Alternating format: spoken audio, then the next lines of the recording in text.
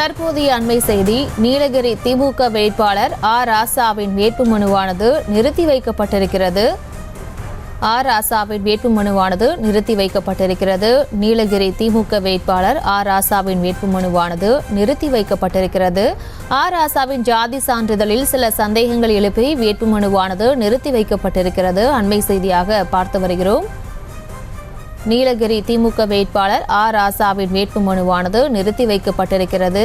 அவரது ஜாதி சான்றிதழில் சில சந்தேகங்கள் எழுப்பி வேட்புமனுவானது நிறுத்தி வைக்கப்பட்டிருக்கிறது. நீலகிரி அதிமுக வேட்பாளரின் வேட்புமனுவும் நிறுத்தி வைக்கப்பட்டிருக்கிறது.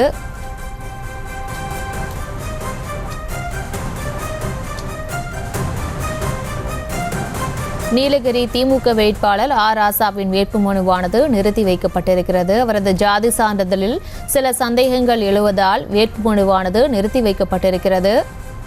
நீலகிரி அதிமுக வேட்பாளர் லோகேஷ் தமிழ்ச்செல்வன் வேட்புமனுவும் நிறுத்தி வைக்கப்பட்டிருக்கிறது. அண்மை செய்தியாக பார்த்து வருகிறோம். இது தொடர்பான மேலும் விவரங்களை செய்தியாளர் மணிஷ் வழங்கிட கேட்கலாம். வணக்கம் மணிஷ், மேலும் விவரங்கள். பிரியங்கா வணக்கம். நீலகிரி நாடாளுமன்ற தொகுதியில் போட்டியிடும் 33 வேட்பாளர்களின் வேட்புமனு தாக்கல் செய்யப்பட்டிருந்தனர்.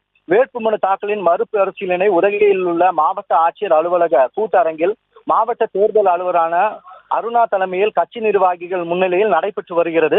நாடாளுமன்ற தேர்தல் எதிர்வரும் 19ஆம் தேதி வாக்குப்பதிவு நடைபெற உள்ளது. தேர்தலை முன்னிட்டு கடந்த 20ஆம் தேதி முதல் 27ஆம் தேதி வரை வேட்பாளர்கள் வேட்புமனு தாக்கல் செய்து வந்தனர். குறிப்பாக நீலகிரி நாடாளுமன்ற தொகுதியில் திமுக, அதிமுக, பாஜக, நாம் தமிழர் கட்சி மற்றும் சுயேட்சை வேட்பாளர்கள் என மொத்தம் 33 வேட்புமனு தாக்கலானது செய்யப்பட்டிருந்தது. இந்நிலையில் இன்று வேட்புமனு தாக்கல் மீதான மறுபரிசீலனை உதகை மாவட்ட ஆட்சியர் அலுவலக கூட்டரங்கில் மாவட்ட தேர்தல் நடத்தும் அதிகாரியும் மாவட்ட ஆட்சித்தலைவருமான அருணா தலைமையில் கட்சி நிர்வாகிகள் முன்னிலையில் நடைபெற்று வருகிறது. இதில் திமுக, அதிமுக, பாஜக, நாம் தமிழர் கட்சி உட்பட 33 வேட்பாளர்களின் வேட்புமனு ஏற்கப்பட்டதாக மாவட்ட தேர்தல் நடத்தும் அதிகாரி தெரிவித்துள்ளார். இந்நிலையில் திமுக வேட்பாளர் ராசாவின் வேட்புமனுவில் ஜாதி குறித்து தெளிவாக தெரிவிக்காததால் தற்பொழுது அவரது மனு பரிசீலனையில் உள்ளது. அதேபோல் அதிமுக வேட்பாளர் லோகேஷ் தமிழ்ச்செல்வனின் வேட்புமனுவில் நீதிமன்ற விலை குறைவாக இருப்பதாக தகவல்களும் மேலும் அவரது மனுவும் பரிசீலனையில் உள்ளதாக தகவல்கள் வெளியாகி உள்ளன. பிரியங்கா.